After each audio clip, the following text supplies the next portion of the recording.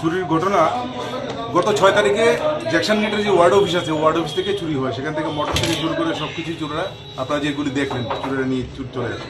পরবর্তী সময় একটা স্পেসিফিক অভিযোগের মূলে আমরা একটা কেস নেওয়ার পর একটা টিম তৈরি করে দেওয়া হয় under the leadership of OC east Rana Chattopadhyay.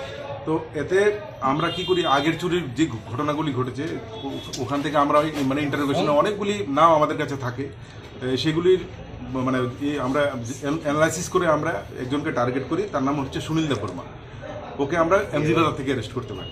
MG বাজার থেকে অ্যারেস্ট করার পর ওকে জিজ্ঞাসাবাদ করে আমরা এই চুরির মালের সমস্ত কিছু হদিশ পাই এবং ওর থেকেই মোটামুটি এই জেনারেটর মোটর ফোটর যা আছে এগুলি সব উদ্ধার হয়।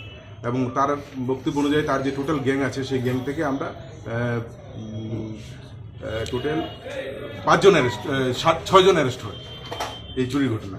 তো এদেরকে আমরা যখন পুরো গ্যাংটাকে যখন জিজ্ঞাসাবাদ করে শহরের বিভিন্ন এলাকায় বিভিন্ন মন্দিরগুলিতে যে চুরি হচ্ছে সেগুলি খোঁজখবর নেওয়া শুরু করি। কেননা কিছুদিন পূর্বে চন্দ্রপুর একটা কালী মন্দিরে সেখানে একটা চুরি হয়ে মার গলার এই সোনার চেন চুরি হয়েছিল। তো জিজ্ঞাসাবাদ করার পর ওরা সেটাও ডিসক্লোজ করে এবং ওদের বক্তব্য অনুযায়ী আমরা অভিজিৎ দেবনাথ এবং সঞ্জয় রায় নামে 2 জনকে অ্যারেস্ট করি, যাদের কাছ থেকে ওই সোনার চেনটি উদ্ধার করা হয়, যেটা ওরা মানে ছিঁড়ে 2 টুকরো করে ভাগ করে নিয়ে গিয়েছিল। সোনার চেনও উদ্ধার করা হয়। তো এদেরকে আজকে কোর্টে পাঠানো হবে, রিমান্ড আনা হবে এবং জিজ্ঞাসাবাদ করে দেখা হবে অন্যান্য কোনো কেসে ওরা জড়িত আছে কিনা। যে 15-20 দিনের মধ্যে আরও বেশ কয়েকটা চুরির কেস আপনাদের থানায় মানে লিপিবদ্ধ হয়েছে, ওইগুলা কি কোনো কিছু? না, এর মধ্যে তো কোনো চুরির ঘটনা লিপিবদ্ধ হয়নি। একটা মাত্র চুরির ঘটনা যেটা হয়েছে সেটা নিয়ে আমরা ডিটেকশন করলাম। এর আগে যেগুলি হয়েছে তার অলমোস্ট 90% কেস আমরা ডিটেকশন আছে, রিকভারি আছে। এই মাসে 6 তারিখে। আচ্ছা স্যার, দেখা যাচ্ছে যে রাজ্যে সৌন্দর্যগত নিরাপত্তা নয়, রাত্রেবেলা ঘুরতে পুলিশের টহলদার নিয়ে একটা প্রশ্ন উঠছে সব জায়গায়, ঠিক আছে, যে রাত্রেবেলা পুলিশের টহলদারের একটু কম দেখা যাচ্ছে। এখন তার মধ্যে আবার পূজা, কি বলবেন এই বিষয় নিয়ে? দেখুন, অ্যাকচুয়ালি যতগুলি ঘটনা ঘটছে সেগুলি ঘটনার সাথে সাথে প্রম্পট অ্যাকশন হচ্ছে, এটা আপনারা অস্বীকার করতে পারবেন না।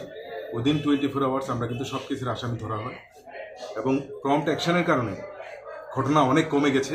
এই ধরনের কোনো ঘটনা ঘটছে না। যেগুলি ঘটছে মানে যেগুলি ঘটে যাচ্ছে সেগুলি ক্ষেত্রে আমরা কিন্তু মানে মানে খুব দৃঢ়তার সাথে খুব দ্রুতভাবে আমরা কিন্তু আসামিদের ধরছি। চুরির থেকেও একটা ঘটনা হচ্ছে কি, বাইক বাহিনী যে রাত্রে বের হচ্ছে খুব স্পিডে এবং সাউন্ডওয়ালা বাইক নিয়ে। দেখুন, আমরা টহলদারের ভিতরে তাদের নেশা অনেকগুলো দেখা যাচ্ছে যে তার নেশা করে বেরোচ্ছে। আমরা কালকে রাত্রেও কালকে রাত্রেও কিন্তু নাকা সিস্টেম শুরু করেছি, যেটা মানে উদ্দেশ্য স্পেশালি দুর্গাপূজাকে মানে সামনে রেখে। কালকেও আমরা অনেক বাইক এবং গাড়ি সিজ করেছি, কিন্তু যারা মদ খেয়ে গাড়ি চালাচ্ছে বা বাইক চালাচ্ছে, এবং কালকেও আমরা কিন্তু বাইকও সিজ করেছি, ওদেরকে অ্যারেস্টও করেছি এবং এই ধারাবাহিকতা কিন্তু চলতে থাকবে, প্রত্যেক দিনই সেটা চলবে। যারা এরকম কাজ করছে তাদের বিরুদ্ধে কি ব্যবস্থা নেওয়া হবে আগামী দিনে? Strong action. কোন জায়গায় নাকা